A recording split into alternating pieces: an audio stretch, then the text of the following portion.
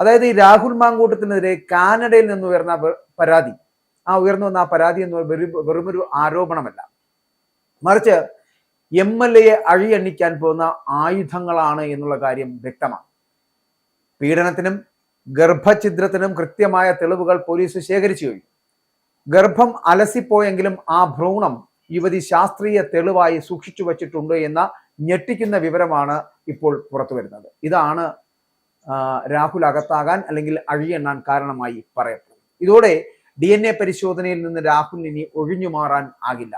ഇതോടെ ആ ഗർഭത്തിന്റെ ഉത്തരവാദി ആര് എന്ന് വ്യക്തമാകുന്ന തരത്തിലേക്ക് കേസ് മാറാൻ പോകുന്നു. അപ്പോൾ പീഡനത്തെ തുടർന്ന് ഗർഭിണിയായ യുവതിയെ രാഹുൽ നിർബന്ധിച്ച് ഗർഭഛിദ്രത്തിന് ഇരയാക്കി എന്നതായിരുന്നു മൊഴി. എന്നാൽ ഗർഭം അലസിപ്പോയ ഭ്രൂണം യുവതി തെളിവായിട്ട് സൂക്ഷിച്ചിട്ടുണ്ട് എന്നുള്ള റിപ്പോർട്ടുകൾ സൂചിപ്പിക്കുന്നത് അത് വലിയ തെളിവുകൾ തന്നെയായിരിക്കും. മാത്രമല്ല രാഹുലിനെ കുടുക്കാൻ പോകുന്ന തെളിവുകൾ.